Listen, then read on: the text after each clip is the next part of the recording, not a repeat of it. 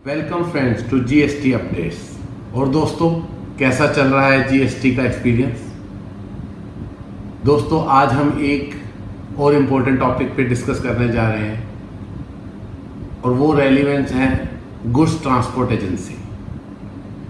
जैसा आप जानते हैं, जीएसटी के अंदर क्या चीज़ सबसे ज़्यादा इम्पोर्टेंट है, वो है supply and movement of goods. देखिए, अगर मूवमेंट ऑफ गुड्स को रिस्ट्रिक्ट और मूवमेंट ऑफ गुड्स को प्रॉपर चेक नहीं हुआ तो ये जीएसटी का जो ओवरऑल इसका मोटिव है जीएसटी का कि ब्लैक मार्केटिंग और जो नंबर 2 की सो कॉल्ड नंबर 2 की सप्लाईज होती हैं उसको कंटेन करने का, तो मूवमेंट ऑफ गुड्स बहुत इम्पोर्टेंट रोल है। और अब हम डिस्कस करने जा रहे हैं गुड्स ट्रांसपोर्ट एजेंसी को। दोस्तों, जैसा आप जानते हैं, जब भी कोई सप्लाई इंटरस्टेट होती है, इंटरस्टेट मतलब कि जो एक स्टेट से दूसरे स्टेट, तो उसमें टर्नओवर की कोई लिमिट नहीं होती। तो जो भी उस इंटर स्टेट सप्लाई में इन्वॉल्व हैं उनको रजिस्ट्रेशन लेना है। अब क्योंकि गुड्स ट्रांसपोर्ट एजेंसी भी इन्वॉल्व है तो उसको भी respective of their turnover quantum उनको रजिस्ट्रेशन लेना पड़ेगा जीएसटी के अंदर, अगर वो मूवमेंट में इन्वॉल्व हैं from one state to another. अब दोस्तों, अब हम एग्जेम्पशन लिस्ट पे आते हैं, जो पहले नेगेटिव लिस्ट होती थी। ट्रांसपोर्टेशन ऑफ गुड्स की सर्विस को एग्जेम्प्ट रखा गया एक्सेप्ट गुड्स ट्रांसपोर्ट एजेंसी। अब गुड्स ट्रांसपोर्ट एजेंसी को गुड्स ट्रांसपोर्टेशन ऑफ गुड्स के से परव्यू से बाहर रखा गया। तो service by way of hiring exempt है, पर वो एग्जेम्प्ट किस केस में है? Only if you are hiring any vehicle to goods transport agency. दोस्तों, एंट्री नंबर 21 में service by way of hire to state transport और टू गुड्स ट्रांसपोर्ट एजेंसी वो एग्जेम्प्ट है।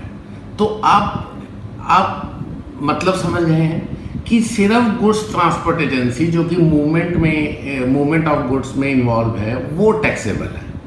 अब आ जाइए रिवर्स चार्ज। रिवर्स चार्ज के अंदर जीएसटी में आप सबको मालूम है कि जीएसटी में रिवर्स चार्ज में ये GTA service, goods transport service, goods transport agency covered है। अब ये कवर्ड है तो इसमें क्या है कि रिसिपेंट ऑफ सर्विस जो है उसको टैक्स देना है। तो ज़्यादातर 80-90% केसेस कवर हैं, जैसे to factory, to society, to cooperative society, to AOP, to partnership firm, to any corporate वो इन्वॉल्व हैं। तो आपको ये देखना है एक कुछ और जो देखिए एक और जो इसमें प्रोविजन है कि any registered person under CGST, SGST और यूटीएचजी, तो इनको भी जो आप सर्विसेज देंगे गुड्स ट्रांसपोर्ट एजेंसी वाले, वो भी रिवर्स चार्ज के दायरे में आ रही है। अब बहुत कम सर्विसेज हैं जो बचती हैं जो रिवर्स चार्ज के दायरे में नहीं आती, जैसे आप किसी अनरजिस्टर्ड पर्सन की सप्लाई कर रहे हैं, गुड्स उसको सप्लाई कर रहे हैं। तो ये आपको ध्यान रखना। आपका सर्विस एसएसी कोड है 996511 996511 गुड्स ट्रांसपोर्ट एजेंसी का जो कोड है, एसएसी कोड जो आपको जरूरत होगी। आपका टैक्स का रेट है 5% with no input tax credit. तो दोस्तों, अब हम आते हैं कुछ प्रोविजंस पे जहाँ पे आपको बहुत ध्यान रखना। एक प्रोविज़न है जीएसटी के अंदर जिसके अंदर आपको सब ट्रांसपोर्ट एजेंसीज को अपने गोडाउन्स की डिटेल, जहाँ पर गोडाउन, वेयरहाउस, जहाँ भी आप गुड्स को स्टोर करते हैं, उसकी डिटेल के लिए आपको एक फॉर्म को फिल करना पड़ेगा। फॉर्म का नाम है ENR1। ENR1 को आपको फाइल करना पड़ेगा, जिसमें आपको हर एक जगह जहाँ पर स्टोरेज होती है, जो भी गोडाउन है आपका और जो भी जहाँ भी आप आपको स्टोर करते हैं, तो उसका एक यूनिक नंबर अलॉट होगा जो कि आगे मूवमेंट ऑफ गुड्स में उसका रेलिवेंस होगा।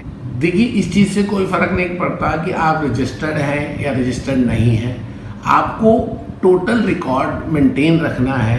कंसाइनर और कंसाइनी का जो भी मूवमेंट ऑफ गुड्स हुआ है उसके बारे में आपको प्रॉपर रिकॉर्ड्स रखने हैं, जिसमें प्रोविज़न है और वो भी रिकॉर्ड्स को स्पेसिफाइड किया जा सकता है जीएसटी रूल्स में। और दोस्तों, जीएसटी अथॉरिटीज़ को फुल पावर है कि आपकी वो गोडाउन को किसी वक्त भी सर्च कर सकते हैं, तो आपको अपने रिकॉर्ड्स प्रॉपर रखने हैं। और दोस्तों, क्योंकि इसमें जो मूवमेंट ऑफ गुड्स में, क्योंकि आप जैसा मैंने पहले कहा कि ये बहुत एक इम्पोर्टेंट रोल प्ले करेगा मूवमेंट ऑफ गुड्स, तो ट्रांसपोर्टर्स के ऊपर काफ़ी रिस्पॉन्सिबिलिटी डाली गई हैं to contain the any mishappening in the movement of goods. देखिए, कभी भी आपकी गोडाउन का, जैसे मैंने अभी आपको कहा, आपकी गोडाउन का कभी भी इंस्पेक्शन हो सकता है। सेकंड, आपकी कभी भी जब अथॉरिटीज़ को ये लगेगा कि यहाँ पर कोई मूवमेंट ऑफ गुड्स हो रही हैं जिनकी प्रॉपर रिकॉर्ड्स नहीं है और जिनको विदाउट पेइंग ऑफ टैक्स हो रही हैं, तो उसमें क्या है कि वो सील भी कर सकते हैं और वो they can also break the locks of the godown. दोस्तों, इस चीज़ का ध्यान रखना। और जैसे मैंने अपनी पहले वीडियो में आपको ई वे बिल का पूरा डिटेल बताया था कि आपको ई वे बिल में INR 101, जब आप कोई भी मूवमेंट को आप अपने किसी वन व्हीकल से दूसरे व्हीकल में शिफ्ट करते हैं तो INR 01 है। INR 02, जब आप कोई भी जैसे मिसलेनियस गुड्स हैं और उनको एक लॉरी में ले जा रहे हैं, तो आपको पुराने ई वे बिल्स की जगह पे अपना जनरेट करना पड़ेगा INR 2। और जो भी आपके वो आप वीडियो ज़रूर देखिएगा ऑन ई वे बिल। दोस्तों, इस स्क्रीन पे आपको एक लिंक दिख रहा है जिसके थ्रू आप उस साइट पे, जहाँ पर ये चैनल पे आप जा सकते हैं, इस लिंक पे, जहाँ आपको ई वे बिल की प्रॉपर डिस्क्रिप्शन इन डिटेल दी हुई है। और ये एक आप प्लीज़ ज़रूर देखिएगा। अब दोस्तों, थोड़ा सा जिक्र कर लिया जाए पेनल्टी का। पेनल्टीज़ क्या है? अगर देखिए, गुड्स के ऑनर की और कोई भी गुड्स ऐसी जिसको कि अथॉरिटीज़ इंटरवीन करती हैं और वो गुड्स की विदाउट इनवॉइसिंग है या कोई भी उसमें डिस्क्रिप्शन में फॉल्ट है, तो क्या है कि अगर ऑनर की आइडेंटिफाई हो जाता है ऑनर, तो उसको जो पेनल्टी है उसको है 100% ऑफ टैक्स की पेनल्टी है ऑनर को, ऑनर ऑफ गुड्स। और अगर वो गुड्स एग्जेम्प्टेड गुड्स हैं, देखिए दोस्तों, एग्जेम्प्टेड गुड्स पे भी पेनल्टी है, तो आपको प्रॉपर ध्यान रखना है गुड्स की मूवमेंट के वक्त। और उसके में उसको 2% की पेनल्टी और 25,000 विच एवर लेस।